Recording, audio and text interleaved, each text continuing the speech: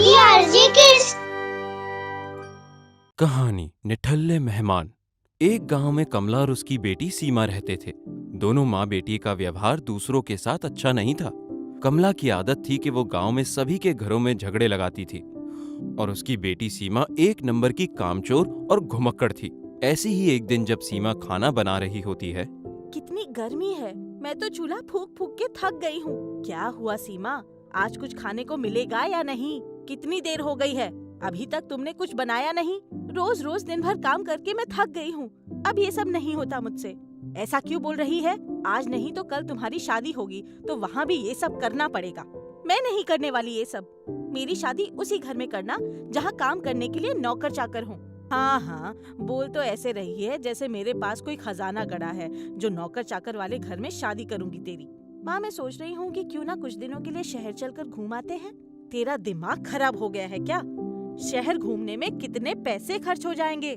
नहीं माँ, मैंने सोचा है कि किशोर भैया के घर चलते हैं। कुछ दिन शहर में मजे करेंगे और कोई काम भी नहीं करना पड़ेगा। अरे हाँ, ये तो तूने अच्छी बात कही है। आखिर किशोर मेरे भाई का ही बेटा है तो किस दिन काम आएगा। मैं भी गांव में रहकर तंग आ गई हूँ। वहाँ तुझे कोई भी काम नहीं करना पड़ेगा, सारा काम कामिनी से करवाएंगे। तो फिर कल ही चलते हैं। दोनों माँ बेटी शहर जाने की तैयारी करती हैं। किशोर कमला के भाई का बेटा है। वो शहर में अपनी पत्नी कामिनी के साथ रहता है। अगले ही दिन कमला और सीमा किशोर के घर पहुँचते हैं। प्रणाम बुआ जी, आइए आइए। बुआ जी, कैसे आना हुआ? भाभी, आप लोगों की याद आई तो हम लोग आ गए। ये तो बहुत अच्छा किया आप लोगों ने। बेटा, हमने सोचा कि कुछ दिन शहर में तुम लोगों के साथ ही रहे। बहुत अच्छा किया बुआ जी आपने जो यहाँ आ गई। कमला और सीमा अब ठाठ से वहाँ रहने लगे। दोनों दिन भर टीवी देखती और खाने पीने की फरमाइश करती रहती। तू बहुत देर से टीवी देख रही है, ला रिमोट मुझे दे, अब मैं भजन देखूंगी। सीमा कमला को टीवी का रिमोट देती है और किचन में काम कर रही कामिनी को आवाज लगाती है। भाभी, हमारे लिए बढ़िया चाय बना दो। नहीं बहू, मेरे लिए एक मलाई वाली लस्सी बना कर ले आओ। जी बुआ जी। कामिनी लस्सी बनाकर कमला को देती है। ये लीजिए बुआ जी। अरे भाभी, मेरी चाय नहीं लाई, कितना देर करती हो। बस अभी बना के लाती हूँ। बहू, तुम इतना धीरे काम करती हो। मेरी सीमा तो अब तक पूरे घर का खाना बना देती, तुमसे एक चाय नहीं बनती। कामिनी को कमला की बात बुरी लगती है लेकिन वो कुछ नहीं बोलती और इस तरह कामिनी बेचारी उन दोनों की हर मांग पूरी करती है।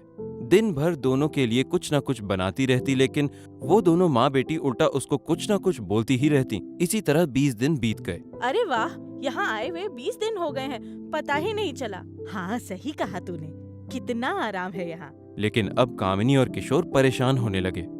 कामिनी, ये बुआ जी और सीमा कब तक रुकने वाली हैं यहाँ? पता नहीं जी, मैं तो खुद परेशान हो गई हूँ। ये लोग तो जाने की चर्चा भी नहीं करते हैं। मैं तो ऑफिस चला जाता हूँ लेकिन मुझे पता है कि ये दिन भर तुमको परेशान करते होंगे। अब मैं क्या बताऊँ आपको, मैं तो पूरा दिन इन दोनों के लिए काम करती रहती हूँ लेकिन वो सीधे मुँह बात ही नहीं करती। क्या करें, कुछ समझ ही नहीं आ रहा है। आप परेशान मत होइए, मैं ही कोई रास्ता निकालती हूँ। फिर एक दिन कामिनी की पड़ोसन आती है तो कमला उसके सामने कामिनी को बुरा कहती है। अरे कामिनी, आजकल तो तुम दिखाई ही नहीं देती। सब ठीक तो है ना? हाँ, सब ठीक है, बस काम में व्यस्त रहती हूँ। हाँ, जैसे हम माँ बेटी तो कुछ करते ही नहीं हैं, बस यही सब करती है। अरे बुआ जी, आप नाराज क्यों होती हैं? मेरा कहने का ये मतलब नहीं था। अब रहने ही दो बहू, तुम्हारा क्या मतलब था मैं खूब समझती हूँ।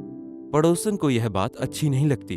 वो बाहर जाते वक्त कामिनी से अकेले में कुछ कहती है। दूसरे दिन दोपहर में कामिनी कमला से कहती है, बुआ जी, मैं बाजार से सब्जी लेकर आती हूँ। ठीक है, जल्दी आना।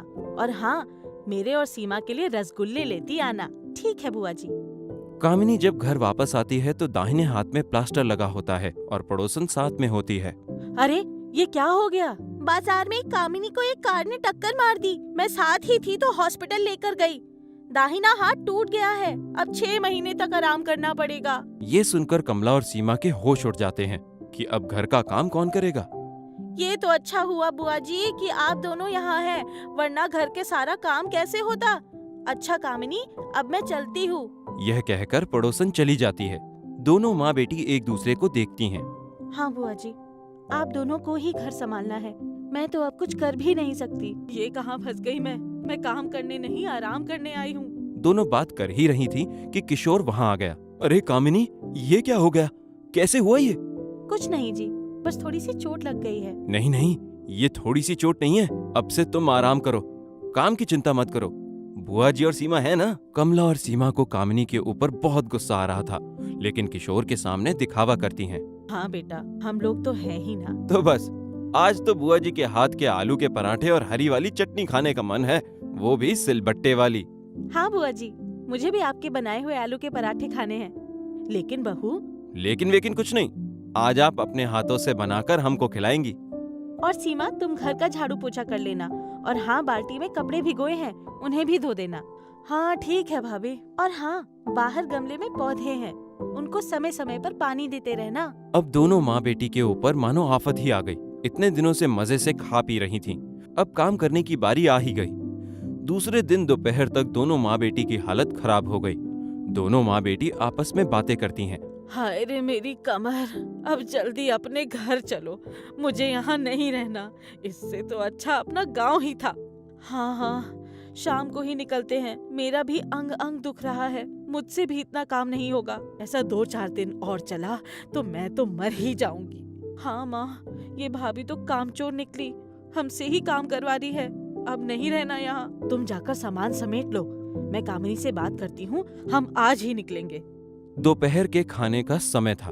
बहू, आज हमें निकलना होगा। अरे अभी कैसे जा सकते हैं आप लोग, अभी तो 20 ही दिन हुए हैं। भाभी वो क्या है, मुझे अभी याद आया कि सारा अनाज बाहर ही रखा है, आने की जल्दबाजी में बाहर ही रखाए हैं।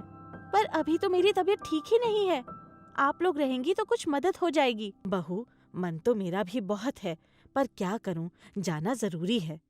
मैं आपकी बात समझती हूँ, ठीक है, पर जल्दी आइएगा। शाम होते ही दोनों माँ बेटी वहां से निकल जाती हैं। रात में जब किशोर घर आता है, तब कामिनी उसे सारी बात बताती है कि किस तरह पड़ोसन की तरकीब से उसने कमला और सीमा को रफू चक्कर कर दिया। इस तरह से कामिनी और किशोर का पीछा इन लोगों से छूट गया।